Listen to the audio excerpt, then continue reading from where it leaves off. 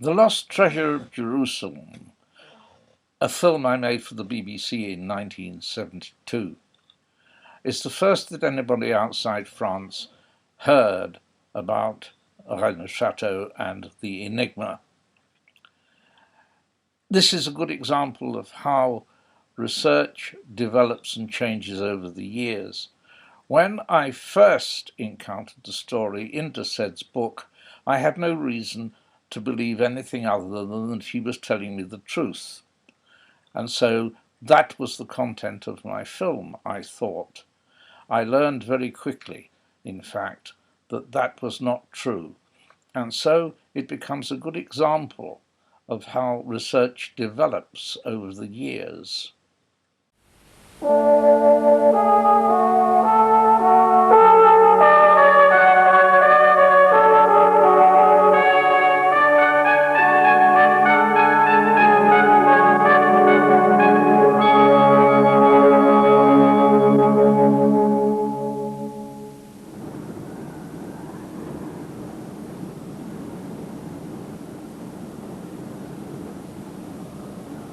A remote corner of southwestern France.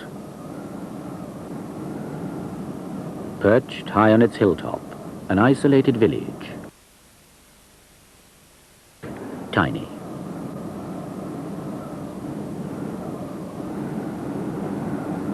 Rennes le Chateau. A village forbidden to the archaeologist. Fouille interdite, excavation forbidden. Why? What could there be hidden in so insignificant a place that would be worth digging for? And what has he to do with it? What secret does this parchment conceal? What connects this gravestone with this painting by Poussin? And what link is there between St. Dagobert, the Emperor Titus, and this French priest? What great treasure did he find here 80 years ago?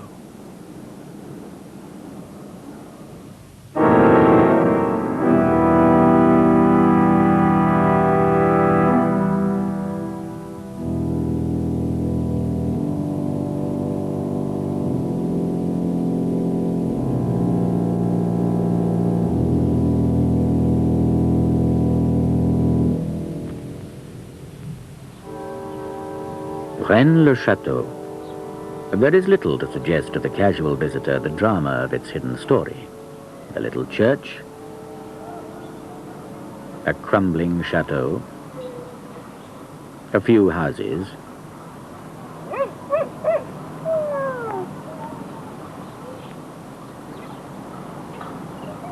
and 60 inhabitants. To this dot on the map, in the late 1880s, was sent a young priest, Béranger Saunière, a virile, handsome, ambitious man, to whom this village must have seemed a place of exile, a dead end. His first years here were a time of poverty and hardship. His accounts show over 16 months, expenses 90 francs, £3.60, income only 25 francs. Unable to afford even a modest lodging, his home was a crumbling shack, even more dilapidated than his little church. The state of the church fabric caused Saunière much concern. This building, which should have been the centerpiece of his life and of the lives of his flock, was growing daily more ruinous.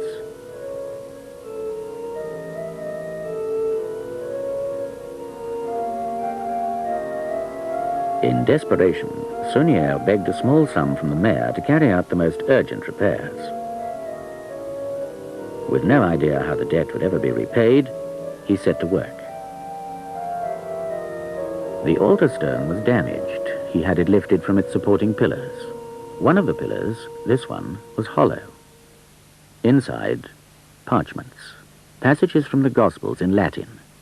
The first link in a chain of discovery which led to wealth and luxury for this poor parish priest, and endless speculation and investigation for those who have since then stumbled onto the mystery.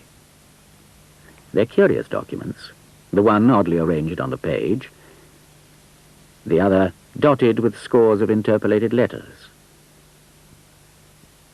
Saunière soon realized that they contained ciphers. He needed the advice of experts. Borrowing the cost of the fare, he travelled to Paris and went immediately to see the director of the seminary of the Church of Saint-Sulpice, whose nephew he knew had the necessary skill. During the week or so that it took the paleographer to study the documents, Saunière made the most of his unexpected holiday. In some extraordinary way, he was able to make the acquaintance of the glamorous and world-famous opera singer Emma Calvé. His cloth was evidently no bar to a ripening friendship, which was to continue spasmodically over the years to come. However, his liaison with Calvé was not the only curiosity to stem from this trip to Paris. At last, at Saint-Sulpice, the expert was ready with his findings, and all unknowing, he put into the priest's hand the key to an incredible fortune. Saunière now undertook a strange errand. He paid a visit to the Louvre, and there he chose to buy a copy of this painting by Nicolas Poussin. He then returned immediately to Rennes le Chateau.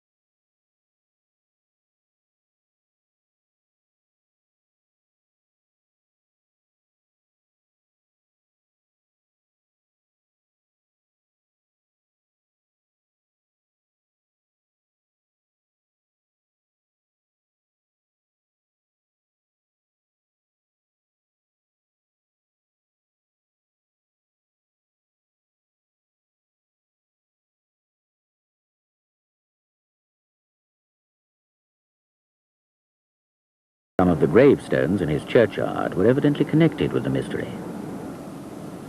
He obliterated the inscriptions, moved stones. Under this arch is one of them, featureless now. But by a lucky chance, the wording had already been copied by a collector of tomb inscriptions. This is what Saunière took such pains to wipe out. This stone lay on the grave of Marie de Négry d'Ablesse, Countess of Blanchefort. And this is the headstone of that same grave. It's a curious inscription, prepared in 1781 by the Blanchefort family chaplain Antoine Bigot, the reputed author of Saunière's parchments. And like one of the parchments, it's curiously arranged. For example, the initial M of Marie has been separated.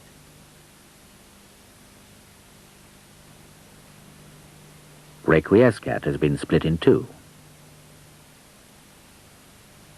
This stone held part of the secret, and Saunière made sure that the stone should no longer speak.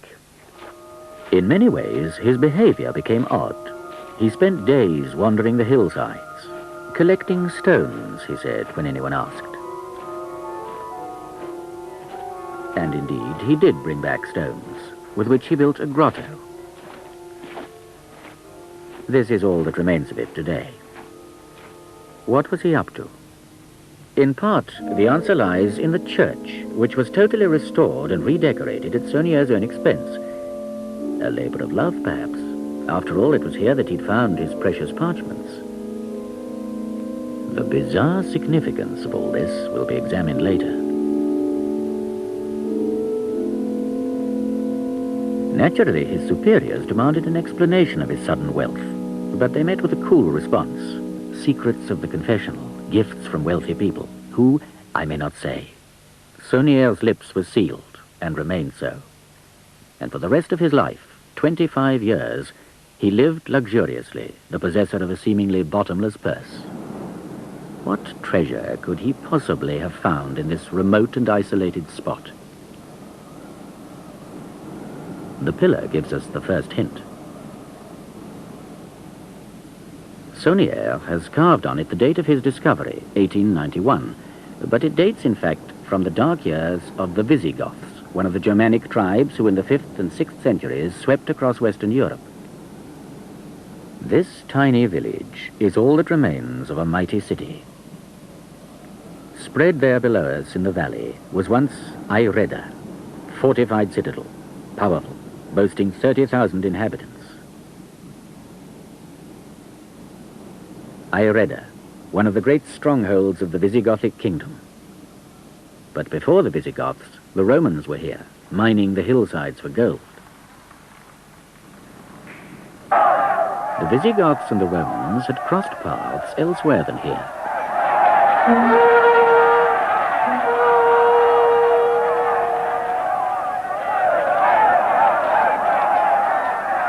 That crossing of paths provides one of the most dramatic clues to our mystery. In 410 AD, the Visigoths sacked Rome. The historian Procopius describes their booty, and one part in particular. The treasures of Solomon, the king of the Hebrews, a sight most worthy to be seen. For they were adorned in the most part with emeralds, and in the olden time they had been taken from Jerusalem by the Romans. By the Emperor Titus, in fact, in 70 AD. Carried home in triumph and depicted here on Titus's arch in Rome. And so the treasure of Solomon's temple was carried off by the Visigoths. In the 5th century, their kingdom straddled the Pyrenees. Their accumulated booty was well guarded. That part which was used to finance the running of the state was held at Toulouse, and in 507 AD was captured by Clovis, king of the Franks. But it was here at Carcassonne that the other part of their treasure was held, the ancient treasure, the holy treasure, guarded as a symbol of the power, continuity, and faith of the state, the treasure of which Procopius tells us Solomon's formed part. And now, at Carcassonne, we are a mere 20 miles from Aireda, which is Rennes le Chateau, Saunier's village. After the capture of Toulouse, Clovis came on to besiege Carcassonne. For he well knew that the royal treasure was there. That treasure which aforetimes Alaric the Elder had taken as booty when Rome fell to his hand. But the Visigoths were more tenacious here. The holy treasure had to be protected. Clovis failed in his attempt. Part of this ancient treasure was eventually taken from Carcassonne to the Spanish capital of Visigoths, Toledo. This is some of that treasure. Hidden for security when the Arabs attacked Toledo in 711, this precious hoard was discovered in the 19th century at Guarazar.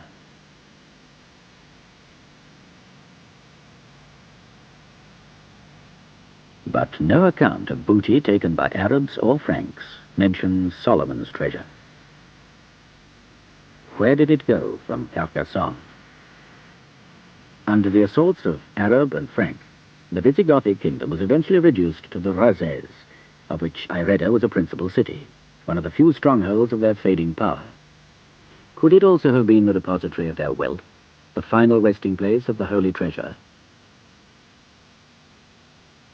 The next link in our chain is a curious legend concerning Aireda. The year 679, when Dagobert II, Saint Dagobert, king of the Merovingian dynasty, was assassinated. Some authorities would have his infant son murdered with him, but the legend would have us believe that this child, Sigebert, was carried to Aireda and took the title Count of Razes. Here he founded a family. And it was in the little church of Rennes le Chateau that he was eventually buried before the altar. And so what seems today to be a sleepy hamlet lost to the world does indeed have a colorful and dramatic history.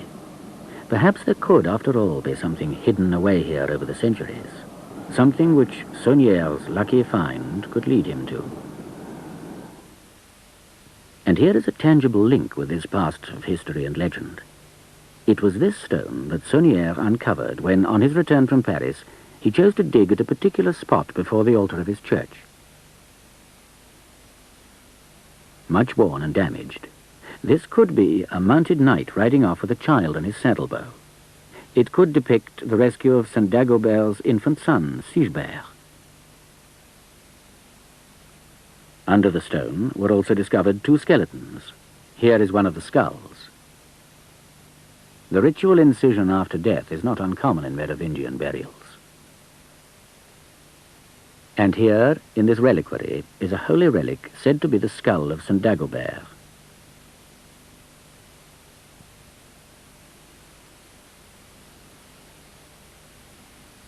On a hillside near the village was a standing stone, the top of which was shaped into a human head.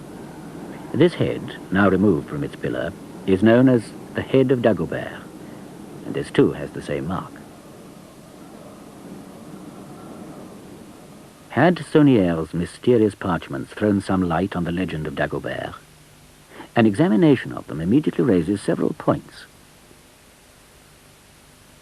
In this one, the text is clear, but it's rather oddly arranged on the page. In this one, there are the interpolated letters.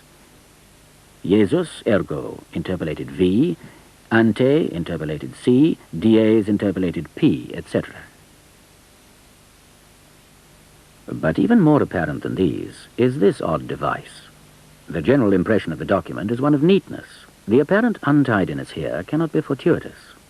Superficially, we could be looking at a direction indicator. N denotes north, indicated by the untidy arrow, but the NOIS seems meaningless.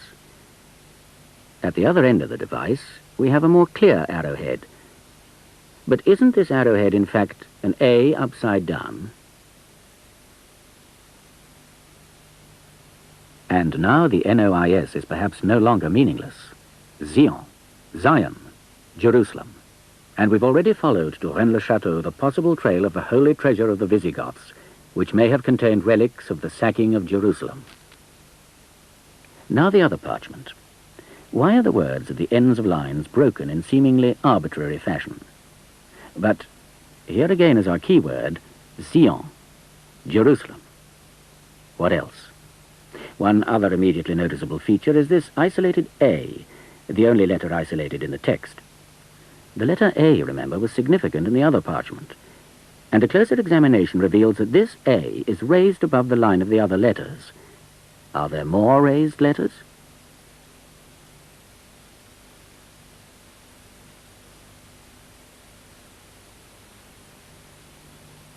What message is being spelt out?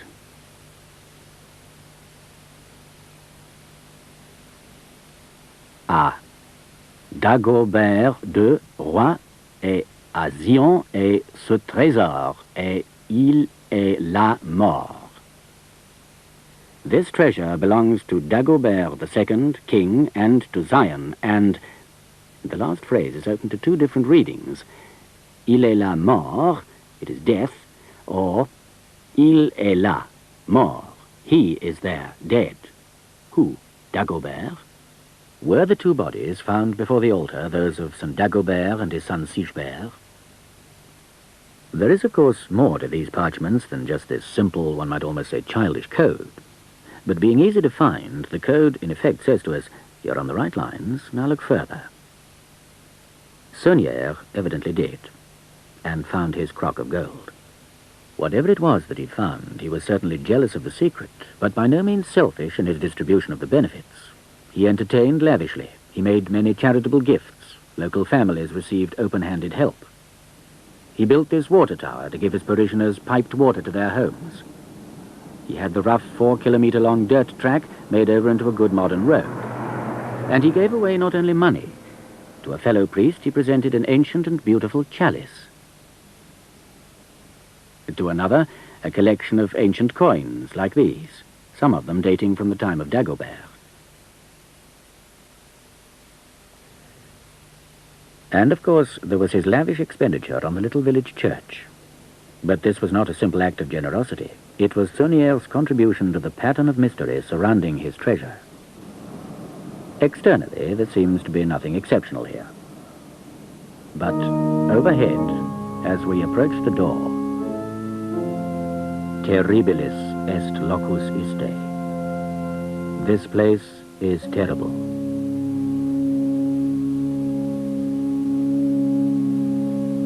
terrible indeed, for once through the door, not just a devil, but Asmodeus, and Asmodeus was the legendary guardian of Solomon's treasure. All around us is a strange phantasmagoric world of imagery and color. The more one looks, the stranger it becomes. Like his predecessors, with their cryptic parchments and tomb inscriptions, Saunière felt compelled to pass on his secret in some way. But in typically flamboyant fashion, Saunière's cipher was on a grand scale. His clue to the treasure was to be the church itself.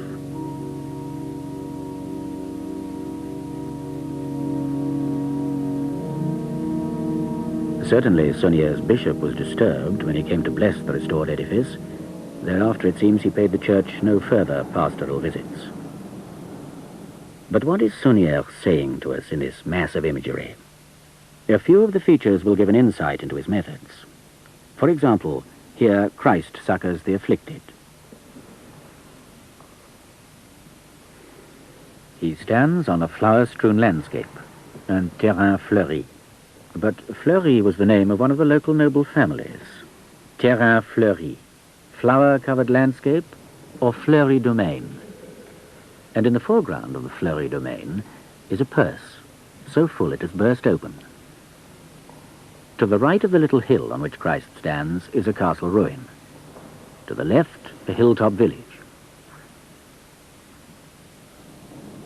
From down in the valley below Rennes, one can see the village. Then on the skyline, a pointed hill, part of the Fleury estate. Then the Chateau of Custosa.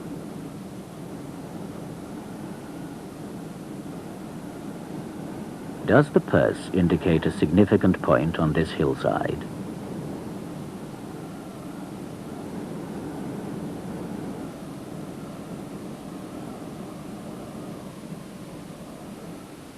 Here at the altar, scene of Saunière's original discovery, is a painting to which he evidently attached considerable importance. Although everything in the church was made to his detailed instructions, this painting Saunière did himself. Again, we're in a cave, or grotto. Did the one that Saunière built once resemble this? Through the cave mouth, we can see a landscape, another hill, a castle ruin. That hill, its silhouette is unmistakable. The dominant feature in the countryside at Rennes is the hill of Cardou, the eagle's nest, and the castle, again Custosa in the valley below the village. Is Saunière showing us the view from a real cave mouth somewhere in the area? And is the cave mouth the spot indicated by the bag of gold on the terrain fleuri? All these are speculations. But not all Saunière's hints are possibly meaningless reproductions of local vistas. Some are much more subtle. The devil again. The pose, the whole set of his body is strange, as if he's sitting. But where is his chair? In fact, it's on a hillside south of the village. To the locals, this stone is known as le fauteuil du diable, the devil's armchair. His hand, this odd, precise gesture, the thumb and forefinger forming a circle.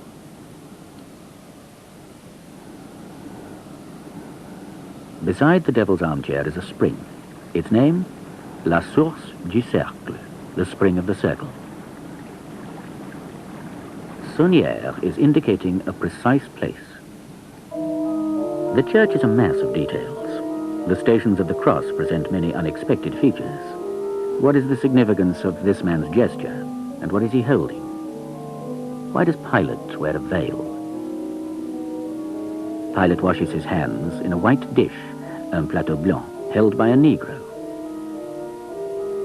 Close to Rennes, Blanchefort, the White Castle, sits on its plateau beside Rocco Negro, the Black Rock. Why is the most prominent foreground feature in this station the seeming irrelevance of a young man picking up a stick? Why does this soldier hold his shield up in such an extraordinary pose? But it's too easy to bury ourselves in a mass of confused and confusing imagery.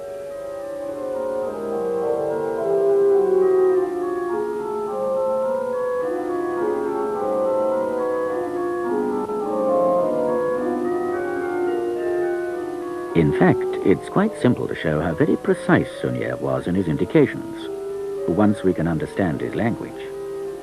Station 6. Veronica wipes the face of Jesus. We must examine the separate components of this picture and define them in precise, though simple terms.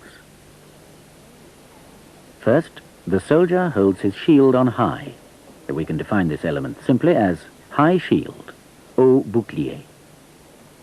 The shield partially obscures a tower. We can see half of it. Half tower, demi-tour. Simon of Cyrene is watching. Simon regarde.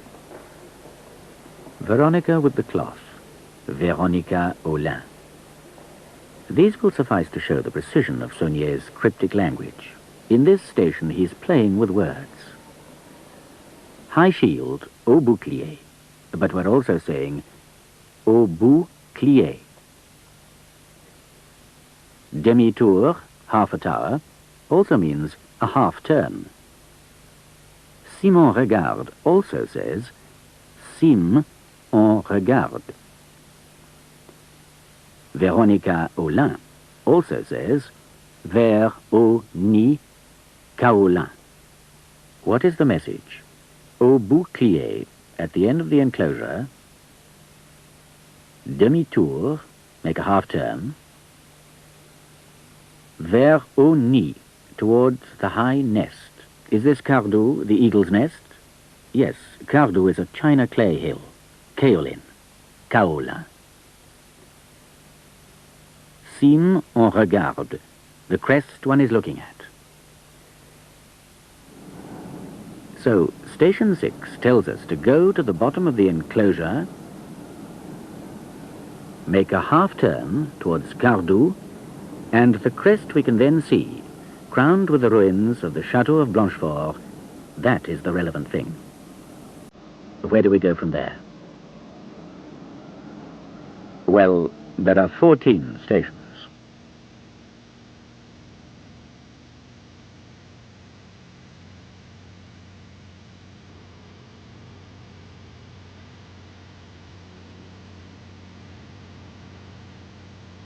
With much ingenuity, and perhaps some luck, someone may follow Saunière's trail to its end.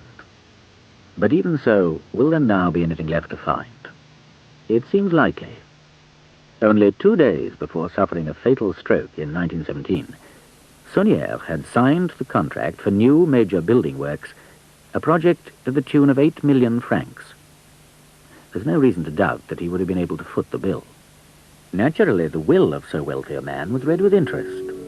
But even from beyond the grave, Saunière could continue his game of secrecy. His will showed that he owned nothing. Everything, his houses, his land, all his goods and chattels, proved to have been in the name of his housekeeper, Marie, his faithful servant since the days of his poverty.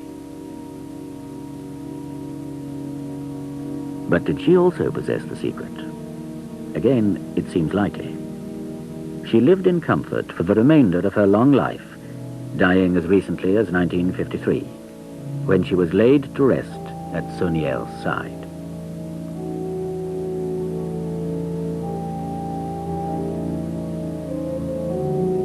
She had promised to pass on a secret before she died, but a cerebral hemorrhage left her paralyzed and speechless at the end. Her secret, whatever it was, died with her. There have been many attempts to discover the source of Saunière's wealth, to unravel the secret of Ireda. People have dug in and around the church and village, officially and unofficially. Saunière knew that the hunt would begin after his death. On his deathbed, he felt compelled to impart some terrible confidence in his final confession. What could it have been? But as anyone else followed Saunière's path to the crock of gold, there's one great handicap for those who would make the attempt. Of the 4 parchments which gave Saunière the key, only 2 remain. Even so, this parchment can open for us one more door. There's an extremely complicated cipher concealed in the interpolated letters. In part, it tells us that Poussin holds the key. Poussin. When Saunière was given the decipherments in Paris, he bought a copy of Poussin's picture, Les Bergers d'Arcadie, the Arcadian Shepherds. Painted in Rome, round about 1640, it has so far been held by art historians to be the pure product of Poussin's imagination. The shepherds are studying an inscription on the tomb, Et in Arcadia ego, even in Arcady, I, death, am present. In some way, this must throw a light on Saunier's story. Saunier, as we know, concerned himself with tomb inscriptions. He obliterated the words on certain stones in his churchyard. In particular, this stone, which lay on the tomb of the Countess of Blanchefort. But a copy of this inscription, as we also know, still exists. And here, obvious and yet disguised, is our link with the Poussin painting. Apparently part Latin, part Greek. The two lines seem meaningless. They make sense, though, when we realize that this is a Latin phrase, but written in a form of the Greek alphabet. If we transliterate, Et in Arcadia ego. Even so, why should Saunier bother to obliterate it? What else can it tell us? First, these words. They can be interpreted to mean at Royal Redis in the caves of the fortress. Redis was one of the alternate names of Ireda, Rennes le Chateau. Now, this. Notice how the curved line begins in front of the P and ends in front of the S. Next, prae cum, as one word meaningless. But prae means before, cum with. We've already noticed that the curved line begins before, that is prae, the P. Let us take the letter that precedes P in the alphabet, O. Similarly, as indicated by the curve, let us take the letter preceding S, that is R. O-R, or, the French word for gold. Having taken the letters that came before, prae, we must put them cum, that is, together with something. All that remains is this spider. The French word for spider is araignée, or araignée. Saunier has already shown us how to play with the sounds of words. Or araigne says or arène, the gold at Rennes. Thus the stone is saying, the gold is at Rennes, at Royal Redis in the caves of the fortress. But there is still et in Arcadia ego. Can this in any way add to the message? Art historians insist that Poussin never came to this part of France. But are they right?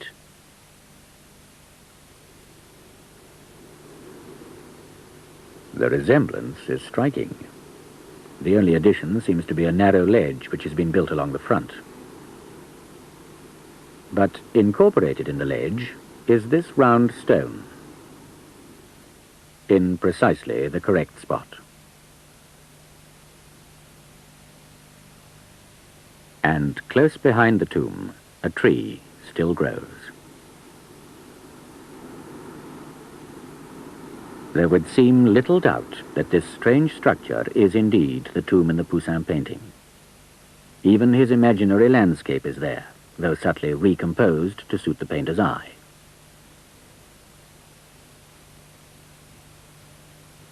The rock.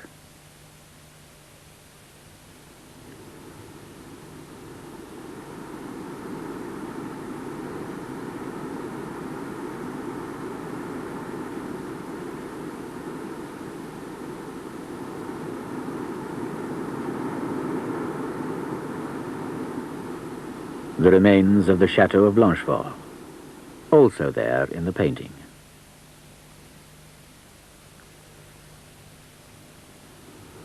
Most interestingly, from our point of view, is this little hill off in the distance. It is the hill of Rennes le Chateau. Accurately placed in the painting, the village is indeed visible from the tomb. And between the two, the ruins of the Chateau of Blanchefort. And it was the tombstone of the Countess of Blanchefort which led us here. There is yet one other fascinating link between the gravestone and the tomb. The phrase, et in Arcadia ego. It is broken after et in arc. Arc. Remember the whole deciphered message. The gold is at Rennes, at royal Redis, in the caves of the fortress. Now, if we continue, et in arc, and in arc. Close by the tomb of the Arcadian shepherds is a chateau. Its name,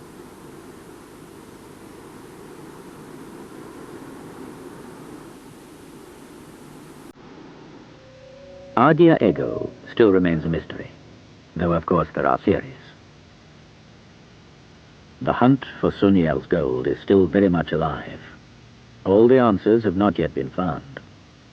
While this film was being shot, an attempt was made to break into this tomb.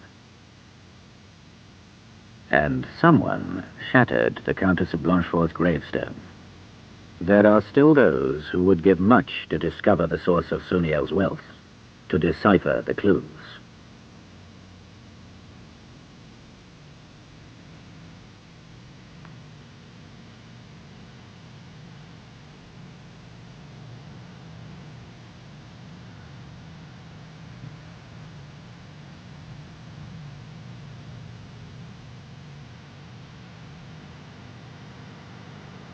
Many have tried to unravel the secret of Ireda. Someone may succeed, but the trail is a difficult one. Fictional treasure hunts follow a logical progression to their final solution. This trail is not fictional. It is all too real. And nothing is as simple as it seems. Consider again this parchment. Would you imagine that this document, apart from its schoolboy code, also conceals, in fact is built up on, a complex geometrical design? It is based on this, and a few crosses.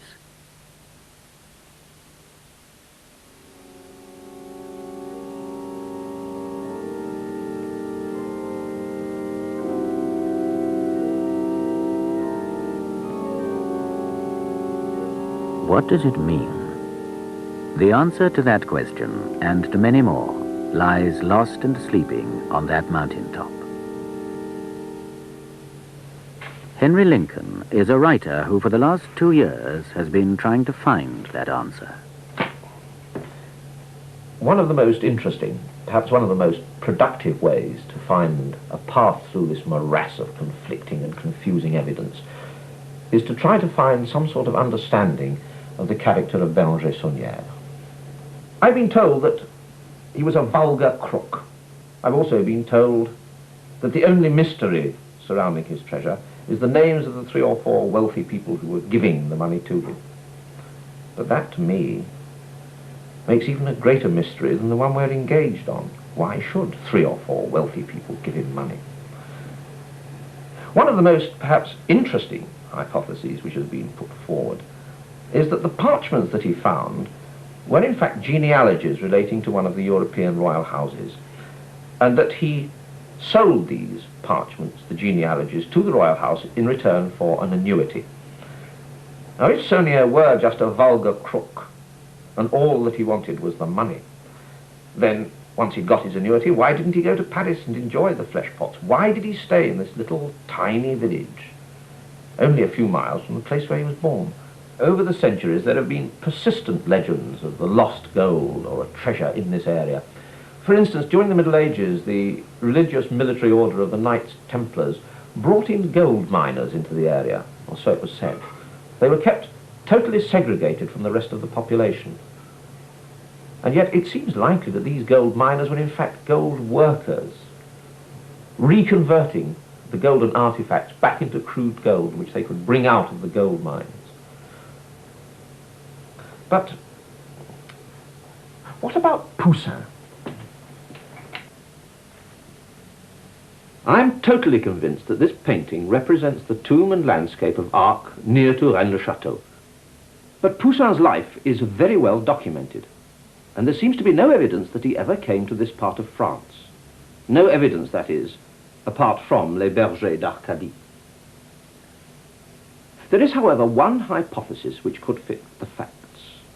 There's a period in his early life when his movements are known with much less precision. It's possible that he came here at that time and did the sketches from which he later painted the picture. But why should he do this? Is there any reason to suppose that the sketches had any more significance to him than merely the depiction of an interesting piece of landscape? Is there anything to suggest that Poussin was the possessor of some sort of secret? Here is a letter addressed to Nicolas Fouquet, who was superintendent of finances in the court of Louis XIV. It's a letter from his brother, who had just paid a visit to Poussin in Rome, dated the 17th of April, 1656. This letter has never until now been fully understood, but in part it says this: "He and I discussed certain things, which I shall with ease be able to explain to you in detail.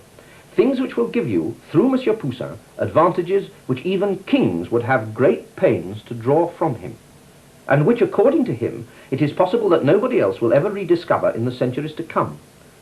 And what is more, these are things so difficult to discover that nothing now on this earth can prove of better fortune nor be its equal." Now this letter was commented on by an art historian, and he said, "What marvellous enterprise was in Poussin's mind? What secret could he have had that kings would have pains to draw from him? It has been suggested that it could have been an important archaeological find somewhere in or near Rome. But why should we consider that the discovery was made in or near Rome? Could it not equally well have been in or near Rennes le Chateau?"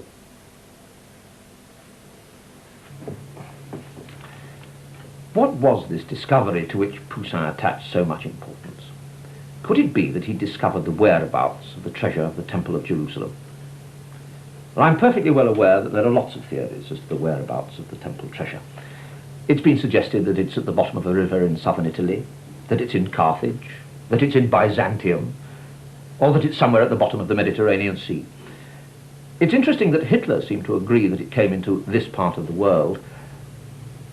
During the war, the Germans occupied Carcassonne and the inhabitants of the old city were evacuated, and the Germans dug there. They didn't find anything, but then I think at Carcassonne they were 20 miles off course.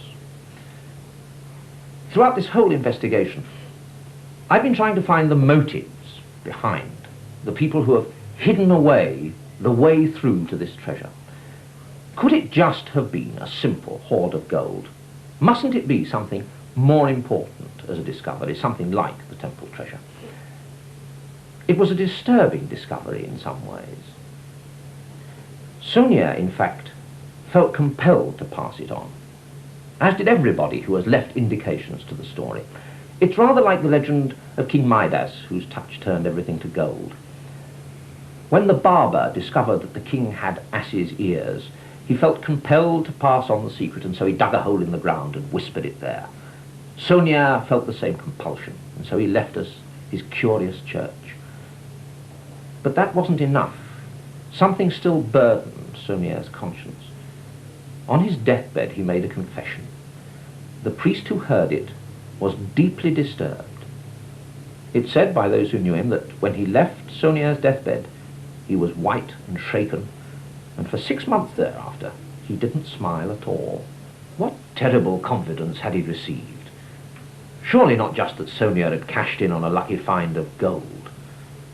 No, there is something extraordinary waiting to be found here, and in the not too distant future it will be.